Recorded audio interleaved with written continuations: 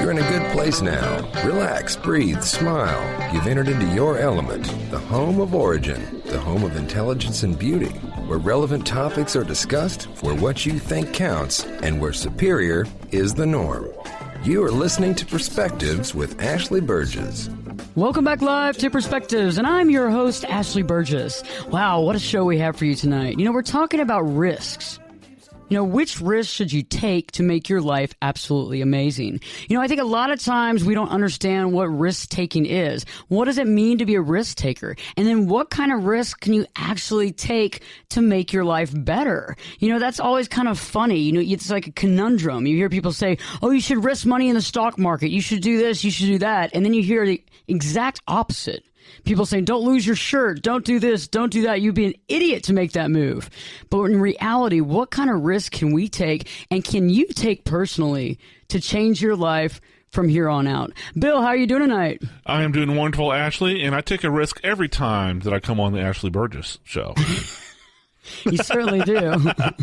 Take a personal and professional risk. I do, yeah. Yes, I do. God bless you. I know. I mean, but somehow I managed to get through it unscathed. You do. Relatively unscathed. Relatively. Yes. It's all in perspectives. It's all in perspectives. That's a good segue into the show. Kind of nice, eh? Keenan, how you doing tonight? Yo.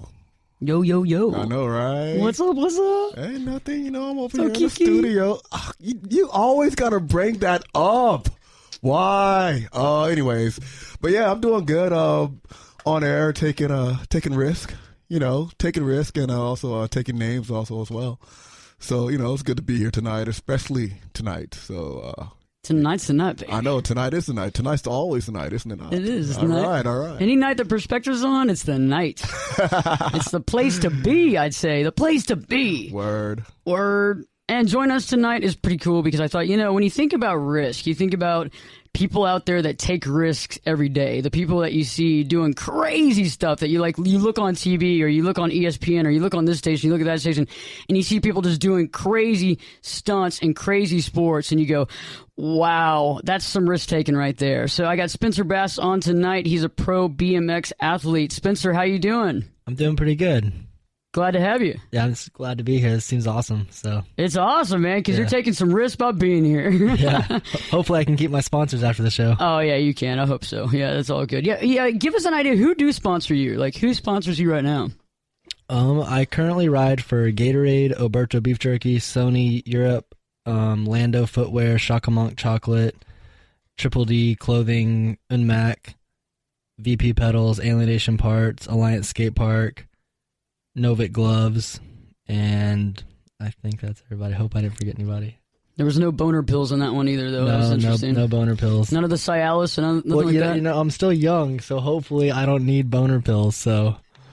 It's for the older gentlemen watching BMX on TV, and they're like, I wish I could be him, but... Wanting to revisit their BMX days. Exactly. Or whatever the equivalent was. You know, maybe I should talk to my agent about putting that logo on me just for that market audience. Yeah, there you go. Expand your perspectives. There we go. There's another segue. And instead of the two bathtubs, you have two separate BMX bikes. The woman on the pink one and then the man on his, and they're holding hands between the two bikes. And it's a romantic. And it says Cialis for the BMX used to be somewhat competitor. They're holding hands and doing wheelies and flips. When you've and retired and you wish that you had been a professional BMX, you can still feel like you are with your wife, even though your wife has probably never ridden a bike like that. But y'all can hold hands. You know what? If this works out, you guys get like 10% or some of it. We'll make it happen. We'll make it. I'm there. I'm shaking your hand right now. I'm shaking your hand right now. I'll give another 10% of my salary. Yeah, let's do this. I like this. I don't know how Cialis will work for my image too well, but I mean, you know, the pocketbook will probably like it. I mean, Viagra. But I'm just going with it. You know, but I think Cialis is a really good one because you got the two bathtubs. Now we're just going to switch it up with the bike. I think it works out great.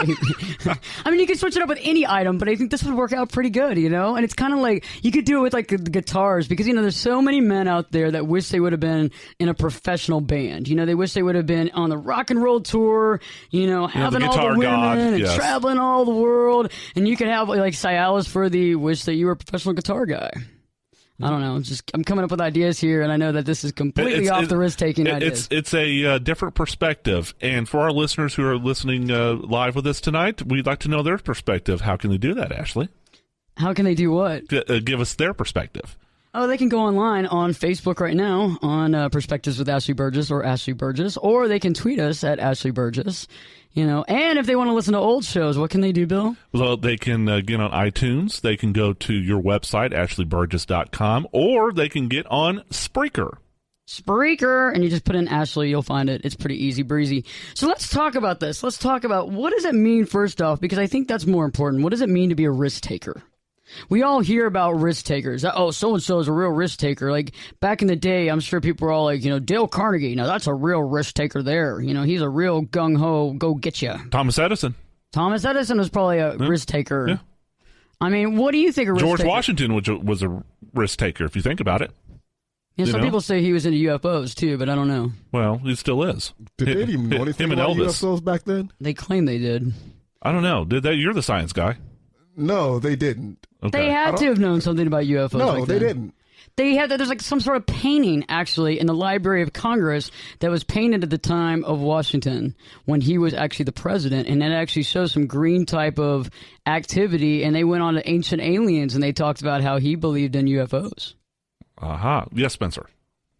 For the record, anything on Ancient Aliens. I love UFOs. I like studying this in my free time when I travel all the time. Like, it gives me something to look at. But anything on Ancient Aliens, I feel like is what they're telling you that they want you to hear, kind of thing, because it's mass media. So, I'm very familiar with the Ancient Alien theory. And it's cool to listen to, but like, how much of it is actually true? No, I don't know. I mean, it sounds cool, but like, they might give you like 1% of truth and the rest of it BS. But they make it all sound realistic. Well, I'll put it to you like this: I've never read anything about it written by Stephen Hawking, and I have never read anything written by Neil deGrasse Tyson. So fair enough. And if they don't write about it, then it ain't true. But I do believe that aliens visited us in ancient times, and they were taking a risk by doing so. I think so too, Bill. Thank you for that perspective. God bless it. Yeah. No, I mean, Ancient Aliens, I think it's very theatrical and kind of cool to watch. But yeah, I stopped watching it after series 1. It seemed to be the same old antics over and over again. So, Spencer, tell me, what does it mean to be a risk taker?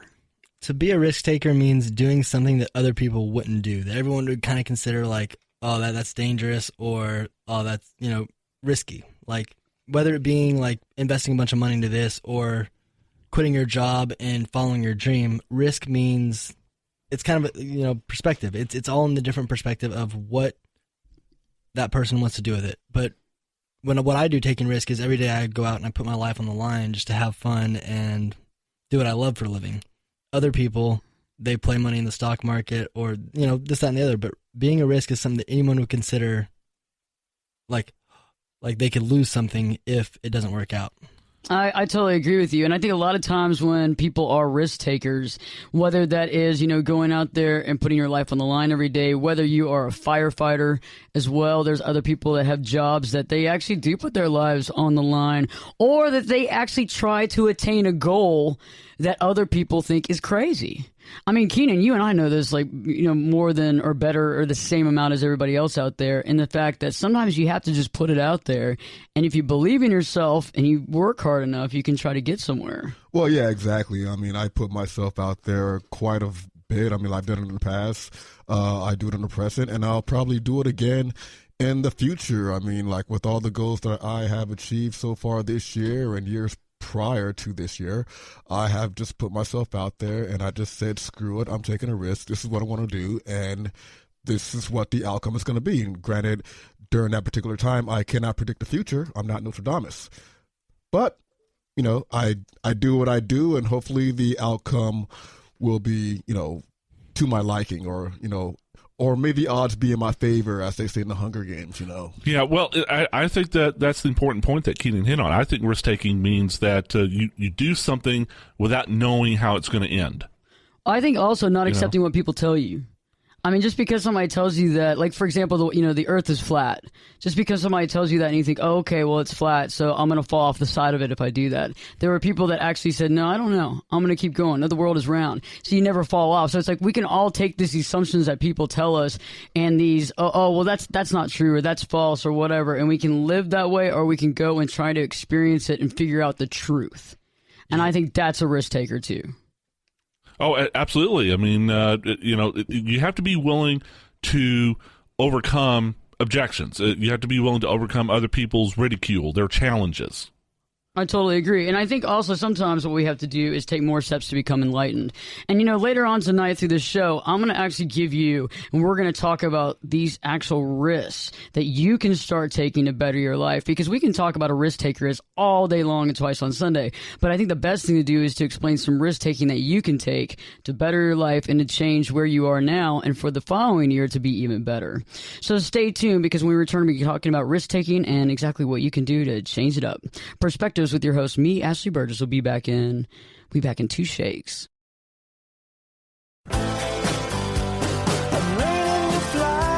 Turn it up and jump in the deep end on Perspectives with Ashley Burgess. The water's warm and there's a swim-up bar. Glass of perspective, anyone? Now, here's Ashley. You know what I'm craving? A little perspective. That's it. I'd like some fresh, clear, well-seasoned perspective. Can you suggest a good wine to go with that? With, what, sir? Perspective. Fresh out, I take it. I am, Very well. Since you're all out of perspective and no one else seems to have it in this bloody town, I'll make you a deal. You provide the food, I'll provide the perspective, which would go nicely with a bottle of Cheval. Welcome back live to Perspectives, and I'm your host, Ashley Burgess. And on tonight's show, we're discussing risk-taking, what it means to be a risk-taker. And what risk can you take today? What risk can you start now to better your life forever? Right before the break, we were discussing what it meant to be a risk-taker, and I think the concept of doing not what you're told, but experiencing life, realizing that there's more out there than meets the eye, realizing that you have to see reality and conscience for yourself, that just following the masses is not going to get you to the promised land. I think a lot of times, instead of becoming enlightened, we become stuck. And instead of being stuck, we want to actually find something different. And I think if somebody's looking to forge a new life, forge something incredible, a dream, a passion, whatever it is, the unexpected, but also the thing that people say you can never do. I can't remember how many times I've heard people say, you'll never be able to do that. And I think that's an interesting concept because it sucks. It sucks when you hear people say that, especially when it's people when it's relatives, when it's people that are supposed to have your back, and they're over there saying, you're never going to do this. This is never going to happen for you. And you're like, well, wait a second. Why can't I figure that out? Joining us here on Perspectives is pro BMX athlete Spencer Bass, and we were actually talking on break. What was that quote that you said? Matt Hoffman said, if you want to enjoy all the successes and pleasures in life, you have to be willing to accept all of the pain and failure that comes with it. You can't really have one without the other. And so many people want all this fame and fortune, but they don't want to do what it takes to get there. Yeah, there's a select few people that, just have it handed to them, but everyone else has to work hard for that, and they don't see the road that was paved to get there. It's a lot of hard work, sweat, blood, and tears. I wouldn't be where I'm at right now if I put my body in the line to be where I'm at. I love what I do, but it's not just glamorous to get where I'm at, where I am now. So I agree with you. I think a lot of times also people don't realize all the work you put into it. They see you when you finally get on top and they go, oh, well, that guy just got it for, it just came out of nowhere. He hasn't worked at all. And you're thinking, I've been doing this for 10 years. And, I had a friend of mine that when I was at his last concert, I said, man, you're doing so well. And he said, a lot of times people just think that, it just happened for me. And I said, how many gigs do you think you've done? And he said, well over 6,000. People don't even think about that stuff because they just see them when they're at the top and they go, oh, they haven't worked that hard. Oh, what did they put into it? And I think people are really quick to try to take down somebody that they see at a level of excellence, I think. Well, yeah, I mean, as far as taking down people that see, but I don't know. It's the thing about taking risk is like what I said earlier. I mean, I think what hinders a lot of people from taking risk is that they're so worried about the consequences. And I remember when we had George on the show, he stated that he lives his life with reckless abandon, right? And the thing is, I feel as if everyone needs to like live their lives with reckless abandon. Like, what Spencer said, he puts his body on the line, every day doing what he loves to do. And the thing is, it's not only putting your body on the line every day doing what you love to do, but it's also putting your sanity on the line every day doing what you love to do. It's also putting your heart on the line every day doing what you love to do, taking risks just to accomplish your goals. Well, Keenan, I mean, I think you hit on an important point there, and this is something I've said in previous shows. The greatest fear to mankind is the fear of the unknown. Exactly. And I think that's why a lot of people prefer, the safety of, what they know, is because if you take a risk, again, you don't know what the end point is going to look like necessarily. You don't even know what the journey to get there is going to look like. That can be scary, and a lot of people kind of shrink from that. Exactly, but at the same time, though, complacency can be your enemy. Because when a person becomes complacent, it's like they become stale. They don't want to try anything new. They don't want to. You don't grow. You don't evolve. Yeah, exactly. You don't grow. You don't evolve. Ashley, real quick, tell you a story. You know who Pablo Picasso is, right? Never heard of him. Never heard of him. Yes, you have. Famous painter. And so one time he was doing portraits outside of his studio, and people would go up and he would do a portrait. So this really rich lady had heard of him, and master painter, can you do my portrait? Sure, not a problem. Took him about an hour and did it. Looks fabulous. How much do you want for it? And he said something, like really ridiculous, something like $100,000, whatever the equivalent is. It's like, for that, you just painted my picture in under an hour. Do you want that much? It just took you an hour. I said, no, ma'am. It took me all my life. That's interesting. No, I agree with you, and people like to undervalue those situations. But let's think about the concept of when you're doing something that you love, and you're constantly going against the grain as far as you're kind of like spinning a new life that other people haven't done. Like a lot of times people sit there and say, is there any mentors in your life? And there's in a lot of situations, I find that you can look up to certain people in certain levels. But for the most part, if you're forging your own life, if you're forging your own identity and you're moving up the ranks, there's nobody that you can really ask for help. I mean, you have to really believe in yourself. And there'll be days, there'll be nights, there'll be hours, there might be even several weeks where you will sit there and just beat yourself down because you'll be like, I should have been here by now. I should be there by now. Instead, I'm here. And I think that when you're just really running and gunning, I mean, the one thing that I find as an issue as a risk taker is that you get to a certain level and without even giving yourself a pat on the back, you're already saying, okay, now I got to get to this next level. How fast can I get there? What can I do? I mean, I've got something really similar to add to that. Like, I tell kids all the time at the skate park, I can tell you how to do a trick all day long, but how hard you make it on yourself and how bad you want it is how quick that trick's going to come to you. Some people, it could happen in a day.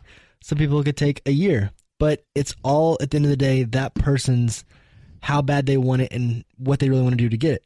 That's the same thing with life, whether it be you talk to Bill Gates or Mark Cuban or anything about money or anything like that. Like, they can tell you, but unless you really want to do it, at the end of the day, you are the final factor in the decision. Another way, Spencer, maybe you can express that is work ethic. Mm-hmm. It's the desire to accomplish what you want. And somebody can have the greatest talent in the world. You've probably seen this in the park. I mean, you may come across a kid who has all the talent in the world, but isn't willing to put in the work to develop that talent. I saw a quote the other day, too, that said, hard work outweighs talent when talent hardly works. That's a great quote. That's totally true, because I've seen people who have the most talent but don't want to do anything with it. And then I've seen people who are just working so hard to get where they want to be that they end up making it because they had a dream, they had a goal, and they didn't stop until they got there. The people with talent didn't realize what they had. Talent doesn't always mean success. Hard work does. Well, yeah, I mean, you got to work hard to achieve what you want to achieve. Going back to the quote you just said, it doesn't matter really how talented you are. If you're not willing to work for it, then you're not gonna achieve anything. Mm-hmm. You know what I mean? Because I've seen people, when I was, in the Air Force. I've seen people when I was in college. I've seen people even when I used to skate. Like you just said, they would have all the talent in the world, but yet they were, unwilling to really work for it. I mean, there were these two guys who I used to skate with, very talented skaters, and they could have went somewhere. However, their work ethic completely sucked. Yep. See it all the Completely time. sucked. Whereas, like, when I was skating with Josh Kalis, I mean, that guy, he not only had talent, but he had work ethic, and I would see him work for hours. He wanted it. Yeah, well, on a trick. Yeah, he I would wanted see it. him work for hours, like just busting his tail downstairs, handrails, you name it. And busting risks. other things too, probably. Yeah, exactly. I'm like, yeah, take, but he was taking a risk. Yeah. He took a lot of risk. I mean, he moved out to California and did the whole thing, and he got sponsored by professional skateboard companies and whatnot, and then he became pro and he got his own shoe. But I remember I was there when he was taking those risks. And for the record, on the break, I told him, Josh, I ride BMX and I'm not a skateboarder, but I look at Josh Kalis as one of like the OGs of the skateboarding. Like he's one of the dudes who helped build it to get where the point it is, and he's one of the guys that every skateboarder probably knows his name because he's just been around that long and he's that well respected. And he took the risk it takes to get to that point. I tell these kids all the time that are at the skate park, they want to go somewhere, but they don't want to actually make the move just to drop everything and go for it. Well, if it doesn't work, cool. You're only going to be young once. You're only going to have these opportunities once. You might as well take them while you have them. And if it doesn't work, cool, at least you gave it your all. But if you only give it 99%, what if you'd given that extra 1%? That extra 1% could have made a huge difference. So that's very true. I agree with you. And I think also, when we come back from this next break, risk taking involves more than just talking about career. It involves more than just talking about the talent. Because a lot of times the risks that we need to take involve internal risk in dealing with ourselves. Okay, because we can sit up here all day and say, hey, if you put all this sweat equity into something and you did all this stuff, guess what? You could turn out to be this. But you know what? A lot of this stuff starts with the ground floor. And the ground floor isn't going out there at the skate park or going to the radio station or being on TV every single. It's about the internal stuff about you. And so when we return, we're going to be talking about how all this stuff we've been talking about goes directly into the risks that you need to be taking with yourself. And so when Perspectives with Ashley Burgess returns, we'll give you those 3 risks that you need to start taking right now to make your life totally awesome. And Perspectives with me, your host, Ashley Burgess, will be back in, we'll be back in 2 shakes.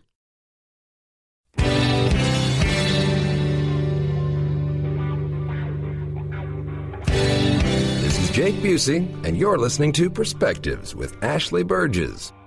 I like Perspectives with Ashley Burgess, but I prohibit my workers from listening to it. Welcome back live to Perspectives, and I'm your host, Ashley Burgess. And on tonight's show, we've been discussing taking risks. What does it mean to be a risk taker? And now we've moved on just a little bit because we need to talk about the risks that you can start taking right now that will maximize your life, that'll better it in every way, shape, and form. And, we've been talking about career. We've been talking about sweat equity. We've been talking about getting out there and pushing yourself forward. Now let's really talk about those 3 risks that you can start taking. And the first risk that you can really start taking that'll actually benefit your life in every way, shape, and form. If you don't drop everything over there. If I don't drop everything over here. Just stop dropping things. Now, okay, so the risk you can take, bar none, don't drop a bunch of stuff on the ground and break it. Especially when your mic is live. I know. Yes. I get the computers and the this, and I'm Facebooking on Ashley Burgess. I'm Facebooking on Perspectives with Ashley Burgess. I'm tweeting on the phone. I'm doing this live show. I'm not playing the Texas Hold'em like I was the last few shows. I know. Yeah, because that's why your hands are like See, fidgety. I was playing. I had some really great hands, man. Gosh. You're fidgety tonight. You're sitting here wanting to mess with things. I really need the cards. I need the cards because that would have been great. Because I remember I had like 3 queens that last time. Okay, so let's talk about these risks. These risks that you out there, that everybody listening tonight can start taking that's going to really help out your life. And the first one is the risk of understanding yourself. Okay, again, the risk of understanding yourself. Why do you do what you do? What do you need to do in your life to understand yourself? Because we can sit there all day and ignore what's going on or ignore what's happening around us and not deal with it. Spencer Bass, pro BMX athlete, has been in the studio with us tonight. And on break, we kind of discussed some stuff. And I think this correlates directly with you because I didn't realize that, when you were like born, you didn't dream you wanted to be a BMX competitor. it was your father's death. Is that what happened that got you to this level? Well, see, when I was born, I was actually adopted at birth, and it was a close adoption. My parents adopted me, and when my dad passed away, I wasn't too sure how to handle life. Everything was just a big blur. I hated life. I didn't want to talk to anyone, and it was a rough 2 years. He passed away when I was 11 from brain cancer, and from then till I was 13, I just hated life, was getting in a lot of trouble, and after that, when I hit 13, the kid came up to me. He was a local in the neighborhood and was like, "Hey, come to the skate park with me." And I was like, nah, it's not for me. He was like, "Come on, I got an extra bike. You can come out." I said, "Okay, cool." So I went to the skate park with him, and after being there 5 minutes, it was like something just clicked. Everything made sense to me that that's where I needed to be, and I could, let all my angers out and everything. Just the skate park's my punching bag. And ever since then, that's what I've been doing. And I never dreamed where I was now. But I had a love, I had a passion for something, and I knew that I was going to follow it and pursue it 100%. Dreams and goals built from that, but it was because it was my love and my passion, not just a false desire. It was something that I really was passionate about and I cared about, and I had the right motives going into it. So that really put me where I'm at now. And every day, if I were to get a phone call tomorrow and said, "Hey, you don't have any sponsors, no paychecks, no nothing, you're just going to be chilling, riding your bike," I would still go to the skate park and ride the exact same, because that was the passion that I started with, and that's what put me there. So whether it be a risk to get where I'm at now or not, it was a love and passion that pushed that risk to the point it's at now. So the passing of your father, I think a lot of people listening tonight have gone through the passing of a loved one, of a parent, and that can put you, like you said, in a dark place, in a place where you would rather avoid dealing with reality, in a place where you'd rather just kind of sit in the dark. And I think that you were able to, you tried it out. You were probably really not wanting to, and you did. And so I think you probably learned a lot of things about yourself when you pushed yourself, right? So you started releasing emotions and feelings that you had. Now, that's not the only issue that you've gone through. You've had to overcome other issues in your life, right? I've had several injuries throughout my career, but when I was in 2012, I was diagnosed with cataplexy and narcolepsy. And cataplexy is where you lose emotion on heightened muscle, or you lose muscle tone on heightened emotions. And for some people it's laughter, some people it's anxiety, some people it's fear. My emotion just happens to be adrenaline, which works great considering the sport I'm in. Yeah, exactly. Yeah. Right. But when I went to my neurologist, luckily she knew exactly what was going on, and we just had to kind of play for a while with the cocktail of medicine that I was going to have to take for that, because when I fight the cataplexy, then narcolepsy kicks in, and I can go to sleep riding my bike. It actually happened in Germany at the Worlds during the finals last summer in 2013. So you fell asleep on your bike? I fell asleep jumping the ramp. As I was taking off, I landed asleep and just kind of went up the quarter pipe and spun out. And luckily it's a good thing you're wearing a helmet, right? Yeah, very good. But, it's like they kind of say, a drunk driver is usually the one who's okay in an accident because he's always so loose and everything. Well, when I fall on my bike, if I am asleep, I'm loose, I'm limber, I'm not stiffening up. So luckily my doctor was at the event. My head sports physician, Trish Bearground, she happened to be at the event in Germany. So she ran over and she was like, "No, he's good. He's just sleeping. He'll wake up in a minute." I actually woke up, finished my run like nothing was wrong because I just took a little nap. No big deal. But that's insane. I just took a little nap on this ramp where I just flipped around and did all this stuff, and then I woke up. Excuse me, folks. I'm just going to take a little nap. I'll be right back. I'm Gumby. And so everyone was freaking out, and she was waving off the neck. No, he's good. And I saw footage of it after, and I was like, I don't really know how that worked, but it's because nothing was really wrong. I just took a nap, got up, and kept riding. So now, luckily, we've got my medicine to a point where we can understand where it needs to be and how it needs to be to manage what I do. But instead of just taking that as oh, well, I just hit a wall, I might as well find a desk job and work a 9 to 5. I was like, nope. I told my neurologist, I said, what can I do to ride all the time? And then luckily my sports physician, they worked together and they were able to find a good combination. And, it might change in a few years, but the point is that I'm still finding something that enables me to follow my dream and follow my passion. Even if it's risky, I'm willing to take that risk because that's what I love to do. So, yeah, I know exactly what you're saying. I rember back when, it was actually 2006. Actually, that's when I lost both my parents in 2006.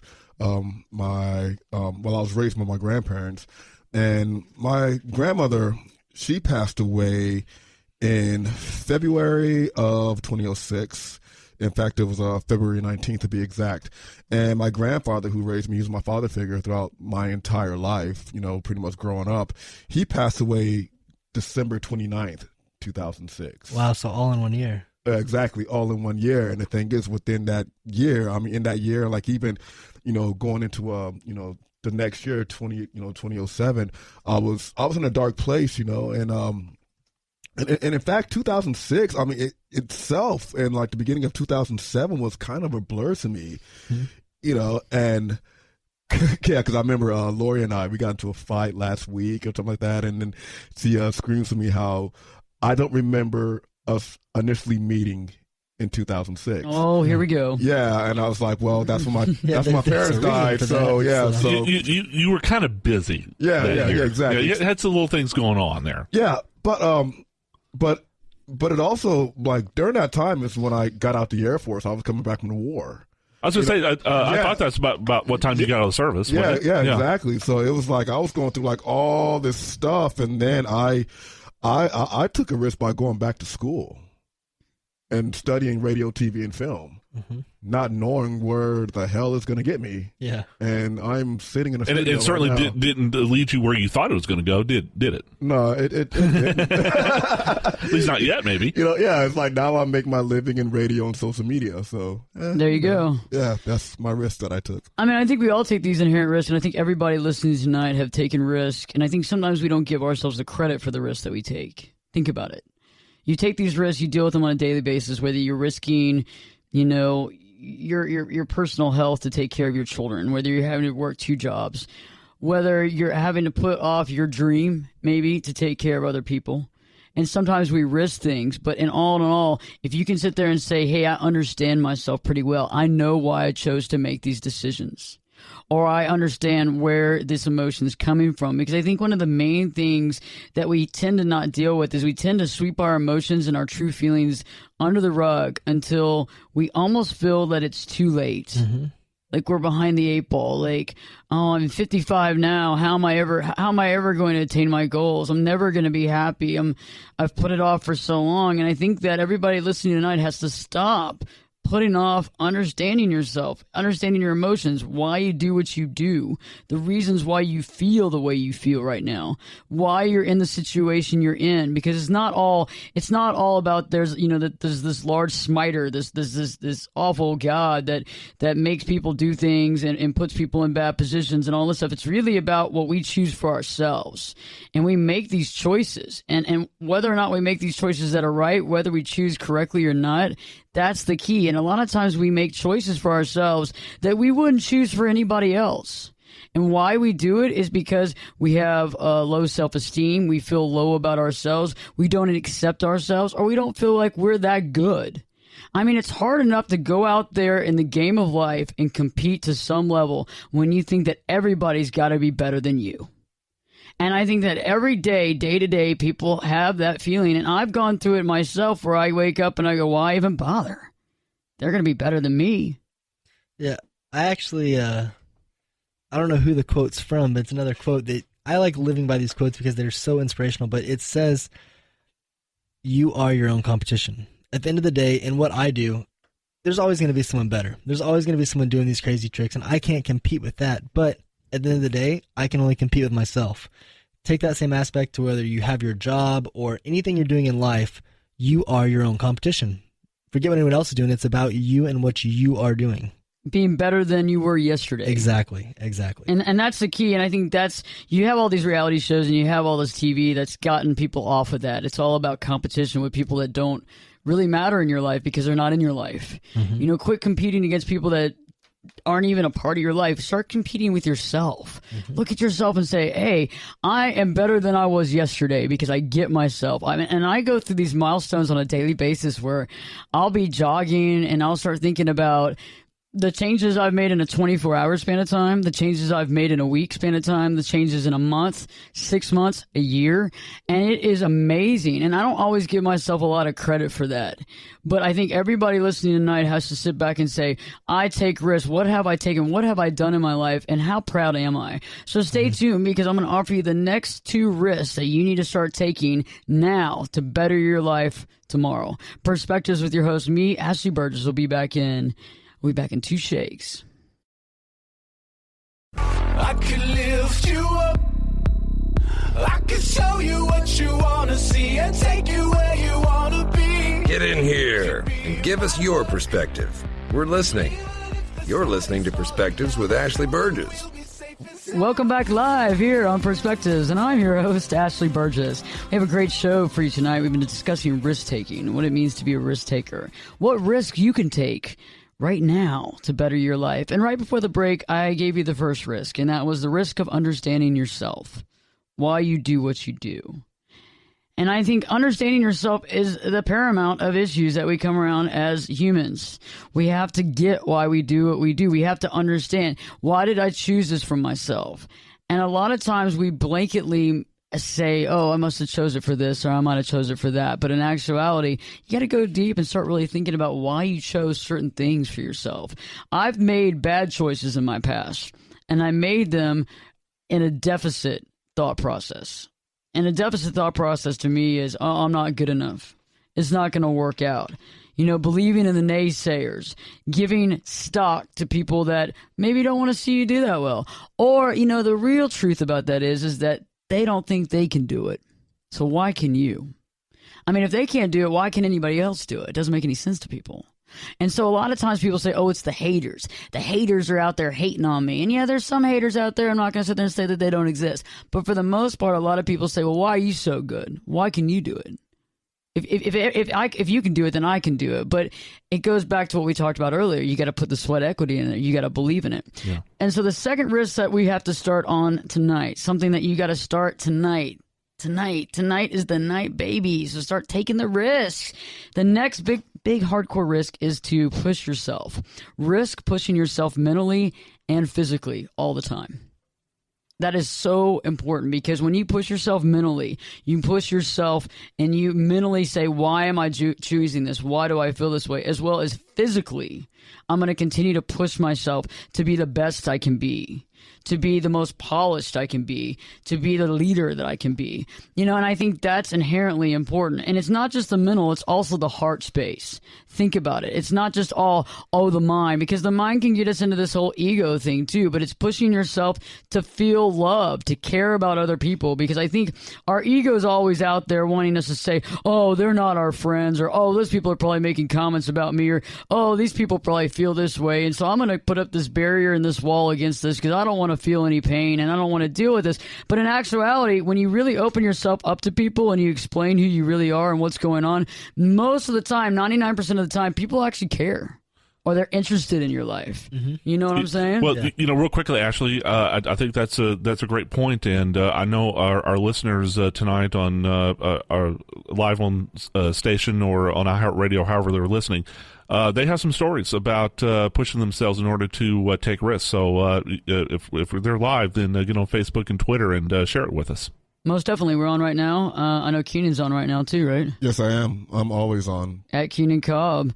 You know, Spencer Bass is here, you know, pro BMX athlete, which is so cool, because I think that this is a very interesting concept, because, you know, we're going past the whole, even the physical, because, you know, being a pro athlete like that is pretty awesome. But let's take it to the mental side. Let's take it to the emotional side. I mean, Spencer, in your life, you know, I think you have to push yourself like you have mentally, physically, and emotionally to go where you're at.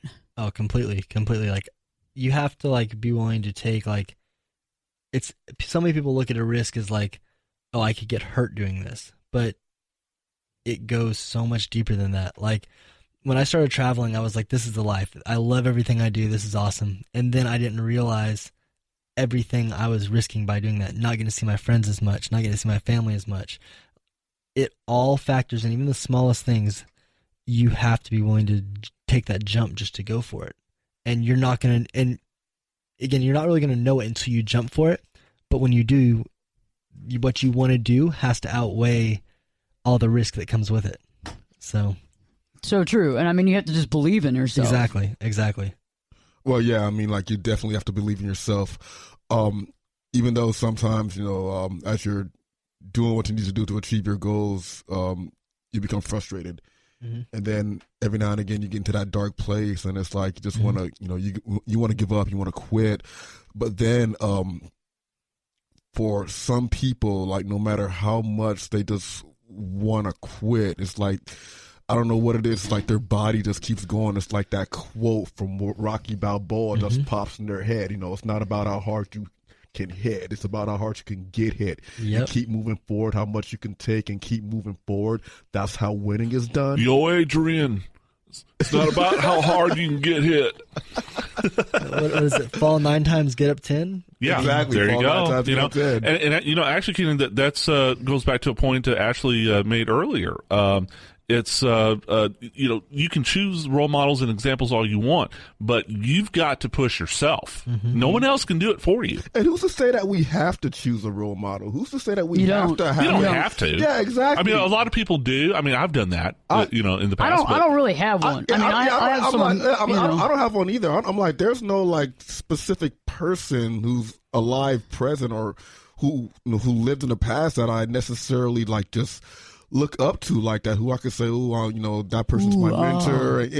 I'm not going to ooh and ah over a person that, breathes the same air that I do in a way, but I don't know. Sometimes I'll just tell people straight up, look, you don't have to like look up to a person to aspire to be that person. Just do you. I think, like we were talking about the other day, but I think also sometimes we have to look up to ourselves. And I think there's a definite difference between egotistical maniacs that always look up to themselves because they are all that. That's the other extreme of being insecure. Okay, so you're either insecurely like, oh gosh, I hope nobody sees me, or you're the narcissist over there saying, I'm the best, I'm the coolest. But there's somewhere in the middle that you can look up to yourself and say, wow, I'm actually a pretty decent person, and I'm allowed to be happy. And if this is what makes me happy, then I'm allowed to do that, and I'm going to push myself to go there. I actually, you're talking about not having a role model or anything. When I was growing up, now that I'm able to understand everything that was going on with my dad, even though he's not here, I still look at him as my biggest role model, because no matter what treatment didn't work for him, he was going to try the next one. He was going to do this. He was going to do this. He never gave up the fight until his body physically wouldn't let him anymore. If you look at life that way, you can go, no matter what obstacles put in your way, you're going to fight until the end. And that is the best motivation to have, because you can fall 9 times, get up 10. You can keep getting hit and knocked down, but as long as you can physically get back up, whether, mentally or physically, like, same thing. If you can get back up from it, you're going to succeed at it. I totally agree with you. So the second risk was to push yourself mentally, physically, emotionally. And the last risk for tonight that we would like you to start implementing in your life, and I think when you listen to these and you really realize the impact of this, and you can see how this will work in your life, it doesn't make it that hard. The last but not least is to risk your comfort zone. You have to risk the comfort zone and the known quotient to really find your true happiness. It's just the way it is, because otherwise I think you're doing someone else's deal. Like we talked about the other day, is like, you got to do you, and you got to allow yourself to move out of this really uncomfortable comfort zone and say, you know what, I'm going to go out there and not know what's going on, but I'm certainly the heck going to try it out. Well, Ashley, as always, all your tips and suggestions tie into each other. I think by definition, if you're going to risk something, you have to get out of your comfort zone. And people who, kind of have the fear of the unknown, like I was saying in the first segment, who don't want to take risks because they're afraid of not where it's not going to lead. That's where you have to get out of your comfort zone and say, okay, maybe I don't know where all this is going, and maybe I have to push myself, but I'm going to take the risk because this is what I enjoy and this is what I was meant to do. And of course, my backstory, Ashley, and so do our long-term listeners. I was an insurance agent for, several years, almost 12 years. And it got to the point where it's just like, I would rather rob a bank than go to work one more day. Again, I would really like to be the driver on that car. I know, wouldn't you though? And not really, but it would be kind of fun. And you know, Spencer, that was the day I decided. You know what will make me happy? Because I was making a pretty good living. You know, I had a house and you know a good job and you know money to be comfortable with, but I wasn't happy. Yep. And so I had to take stock and say, okay, what is it that I want to do? And I saw myself getting into the broadcasting business, and people thought I was crazy. You know, it's like, dude, you're not a kid, you know, and what are you doing, you know, moving away from your hometown, moving to the big city, going to college again, and whatnot. But it's what I wanted to do, and I took the risk, and I could have fallen flat on my face. Yep. People can only call a dream crazy until you make it your reality. And then at that point, it can't be considered crazy more because it's real. So someone can call stuff crazy all day long, but if you've made it real, you got to that point. It doesn't matter what anyone else says. It was all for you. It was a great show, Spencer, by the way. I'm glad you came on. Glad to be here. Like to have you on here in the future. Most definitely. I would enjoy to be here again. Awesome. Yeah, and we appreciate your perspective. It really enlightened tonight's conversation. It's literally another perspective, right? Yeah. Yeah, baby. Keenan, always awesome. Thank you. In fact, I'm probably going to end up taking a couple of risks after the show. Yeah. Yeah, I am. I'm about to take a huge risk. Take it. And does the risk have a name? Yes, the risk does have a name, and I might end up falling flat on my face, but I don't care. But you got to take the risk. I know that I'll get some text, though, about it, so hopefully it'll all be good. Kiki, I hope it's all good. So, tonight's show, if you gained anything out of this tonight, it's about the risks that you should take, about understanding yourself, about pushing yourself mentally, physically, emotionally, about getting yourself out of that comfort zone. You deserve to be the best you. You deserve to allow yourself to know that person within you, to love and to respect that person, and to have the best of the best. So stay tuned. We have a great show for you next week, and Perspectives with your host, me, Ashley Burgess, will be back in 3 shakes.